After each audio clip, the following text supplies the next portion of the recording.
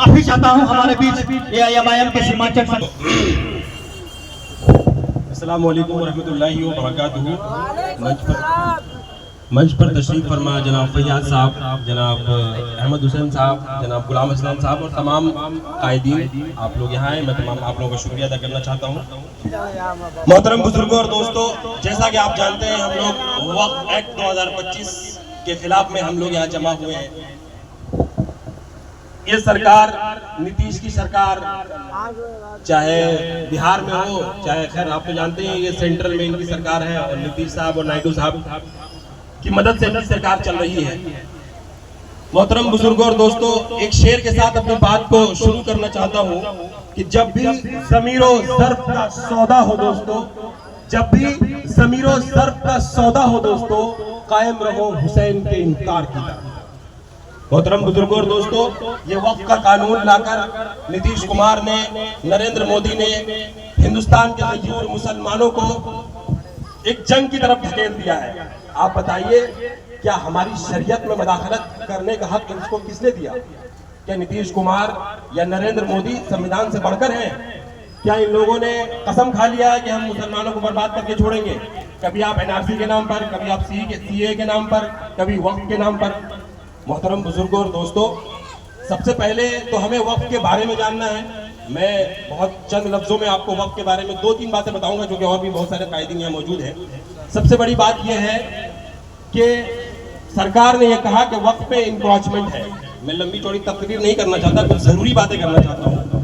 मैं इस बात से इनकार नहीं करता कि वक्फ में इंक्रोचमेंट नहीं है, यकीनन वक्फ में इंक्रोचमेंट है। तो क्या इसका मतलब आप वक्फ को ही खत्म कर देंगे? अगर मैं ये कहूँ कि मोदी सरकार में प्रॉब्लम्स हैं, तो क्या मोदी सरकार को ही खत्म कर देंगे आप? अरे वक्फ में इंक्रोचमेंट किसका है? इन्हीं जदयू के लोगों का है। आप जाइए मालूम करिए, किशनगंज में 80 बीघा जमीन वक्फ इन जदयू के नेताओं ने बेच दिया। कोई है इसको पूछने वाला?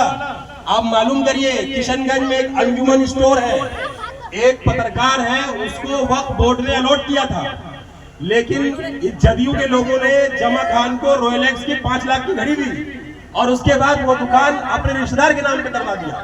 तो इंक्रोचमेंट तो है, इसका ये मतलब थोड़ी है कि आप वक्फ बोर्ड को ही खत्म कर देंगे। ये कौन सी बात है? आप तमाम लोग बैठ जाए। वक्फ में इंक्रोचमेंट है, ये मतलब तो नहीं ना कि आप वक्फ को ही खत्म कर देंगे। मोहतरम बुजुर्गों और दोस्तों, वक्फ, आप बताइए, ये जो माइनॉरिटी स्कूल बना है आपको डेरामारी में, ये वक्फ की जमीन पे ही बना है। ये जदयू के नेताओं ने नीतीश कुमार को गिफ्ट में दे दिया। आप बताइए, इस स्कूल से मुसलमानों का क्या फायदा है?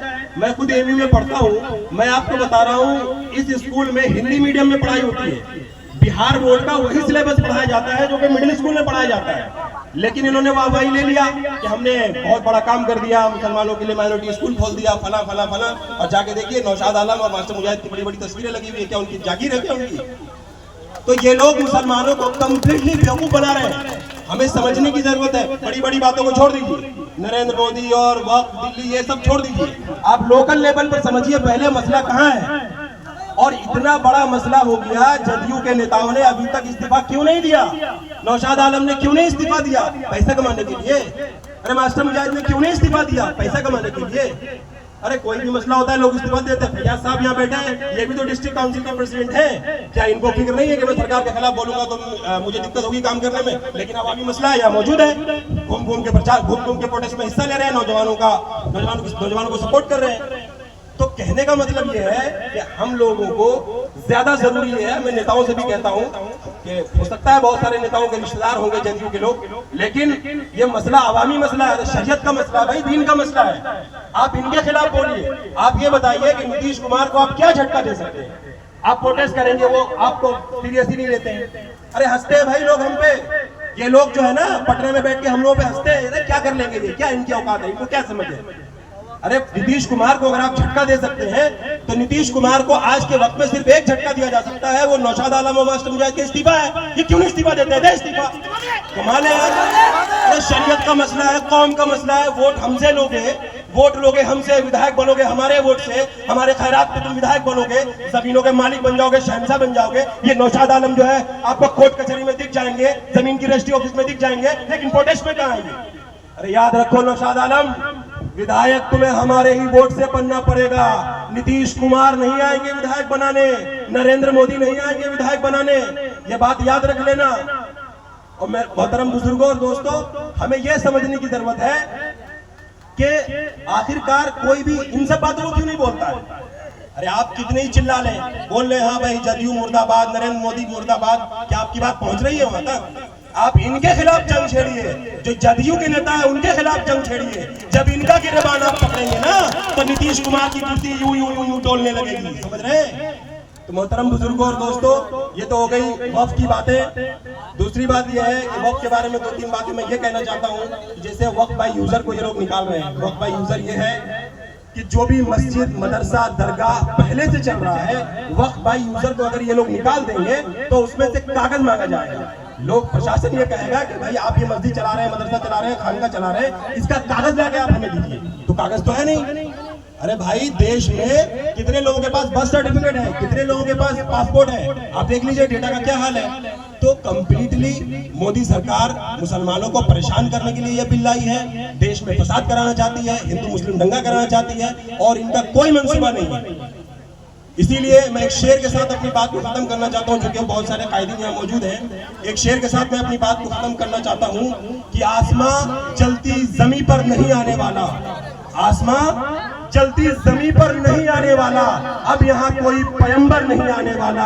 अपने काबे की हिफाजत तुम्हें खुद करनी है, अब अबाबीलों का लश्कर नहीं आने वाला। अपने काबे की हिफाजत तुम्हें खुद करनी है, अब अबाबीलों का लश्कर नहीं आने वाला। और तू पुकारेगा, आप हमारे साथ आवाज में आवाज देंगे तो मुझे अच्छा लगेगा कि तू पुकारेगा तो ऐ सहने हरम आएंगे, अब अबाबीलों के अंदाज में हम आएंगे, और हम आएंगे लेके हाथों में सदाकत के अलम, ये अलग बात की तादाद में कम आएंगे। मोहतरम बुजुर्गों और दोस्तों, इसीलिए मैं आप तमाम लोगों से दोबारा गुजारिश करना चाहता हूं कि आप जहां कहीं से भी हो, जिस पंचायत से भी हो, इन जदयू के नेताओं का गिरबान पकड़िए। आप इनका गिरबान पकड़ेंगे, वहां नीतीश कुमार की कुर्सी हिलने लगेगी। और मैं जदयू के दो जो बड़े बड़े, बहुत बड़े अपने आप को समझते हैं, हम बहुत बड़े लीडर बन गए हैं, उनसे मैं एक शेर के साथ एक सवाल पूछना चाहता हूं कि अरे कुर्सी है तुम्हारा, जनाजा तो नहीं है? कुर्सी है तुम्हारा, जनाजा तो नहीं है, कुछ कर नहीं सकते तो उतर क्यों नहीं जाते? शुक्रिया आपका भाई। मैं